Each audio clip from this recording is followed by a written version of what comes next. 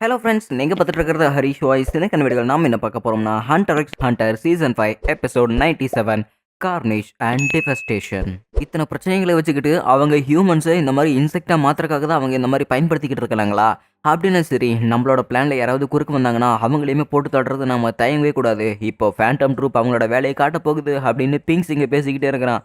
என்னன்னு பார்த்தா ஃபேண்டம் ட்ரூப்பில் இருக்கிற எல்லாருமே சேர்ந்து பார்த்தீங்கன்னா இந்த குயினை தோக்கடிக்கிறதுக்காக அந்த குயினோட குகைகளே உள்ளே போய்கிட்டு இருக்கிறாங்க. அண்ட் அது மட்டும் இல்லாமல் அவங்க உள்ளே போய்கிட்டு இருக்கும்போது ஏகப்பட்ட பின்வைகள் வரும் அப்படின்னு அங்கே இருக்கிற சோல்ஜர்ஸ் வார்ன் பண்ணியுமே பார்த்தீங்கன்னா இவங்க அது ரொம்பவே தைரியமாக உள்ளே போகிறாங்க.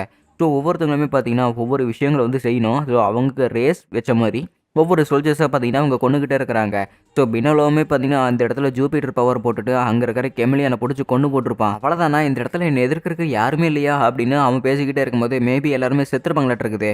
சரி, நீ உன்னோட ஆளை முடிச்சிட்டே அப்படிங்கும்போது நானே எல்லாத்தையுமே முடிச்சிட்டேன், அவனால தான் சீக்கிரமாக வந்துட்டு அப்படின்னு பிங்ஸ் பேசிக்கிட்டு இருக்கிறான். பின்னாடியே பார்த்தீங்கன்னா ஷால்னாருக்குமே வந்துட்டான். அண்ட் அதே சமயத்தில் இங்கே கல்லுட்டோவை கட்டிக்கிட்டு இருக்கிறாங்க.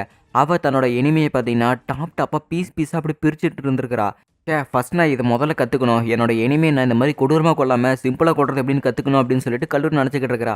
இன்னொரு பக்கம் ஃபெய்டன் ஜாசான் கிட்ட மீட் பண்ணியிருப்பல. ஸோ ஜாசான் பார்த்தீங்கன்னா விடாமல் நம்ம ஃபெய்டனை அட்டாக் பண்ணிக்கிட்டே இருக்கிறா.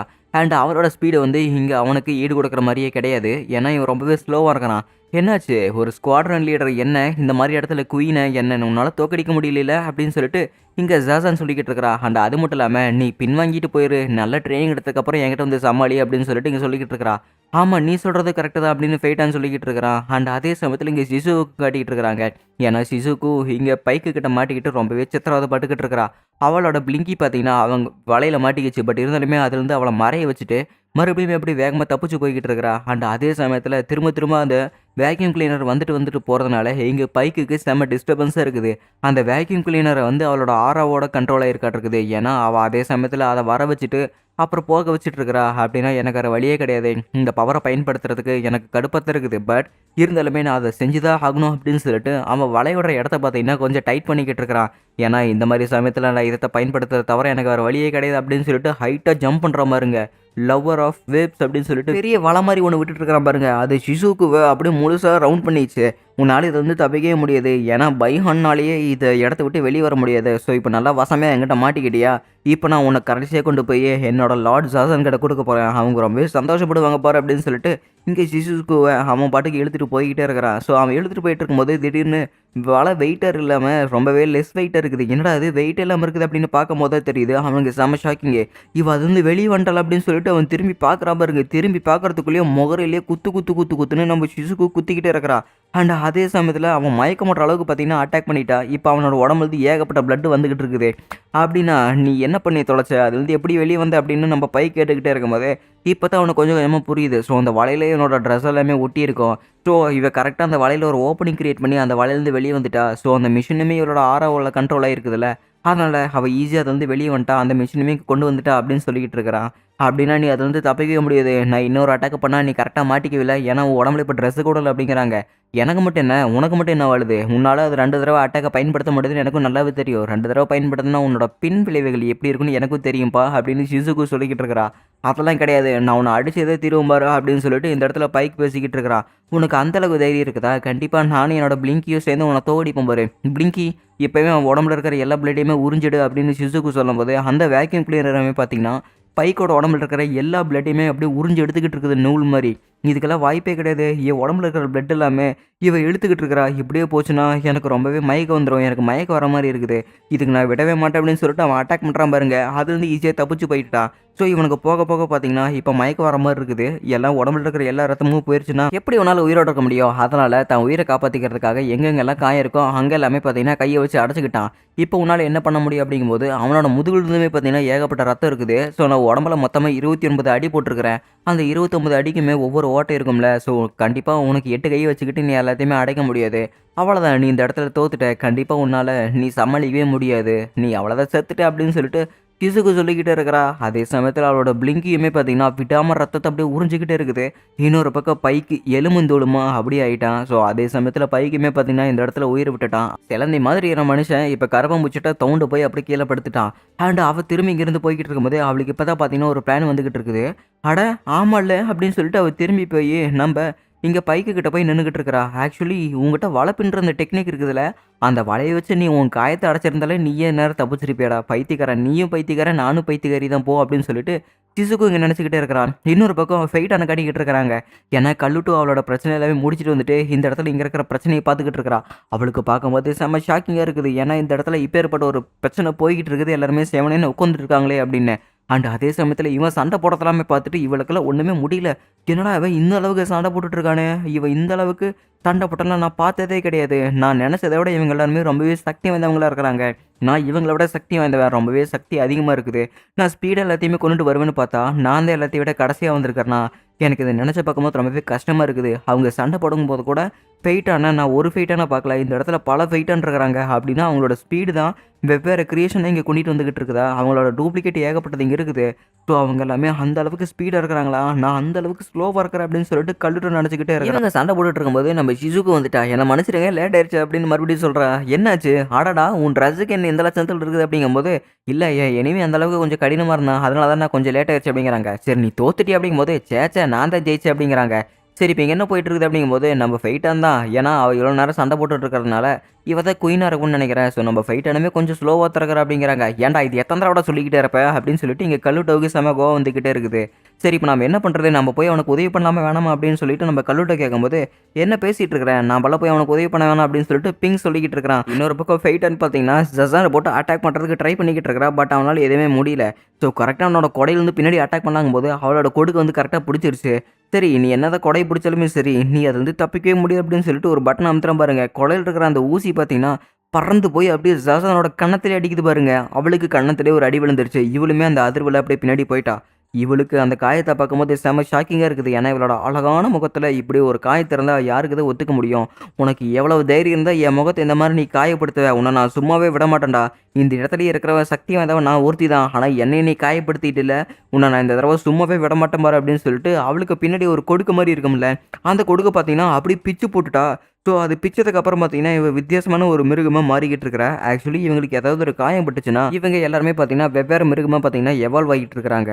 ஸோ இப்போ இவ வித்தியாசமான கொடுக்கா இருந்துட்டு இப்போ பெரிய முதலையாட்டு இருக்கிறா. இவளுக்கு இது ரொம்பவே கஷ்டமாக இருக்க மாட்டேருக்குது அப்படின்னு சொல்லிட்டு எல்லாருமே பார்க்கும்போது, நான் என்னோட கோவை பயன்படுத்தி உன்னோட முதுகில் இப்போ இந்த கத்தி இறக்க போகிறேன் பாரு அப்படின்னு சொல்லிட்டு ஃபைட் அண்ட் ஸ்பீடாக அந்த அட்டாக் ரிஃப்ளெக்ஸ் பண்ணதுக்கப்புறம் கத்தியை சொருகிறான்.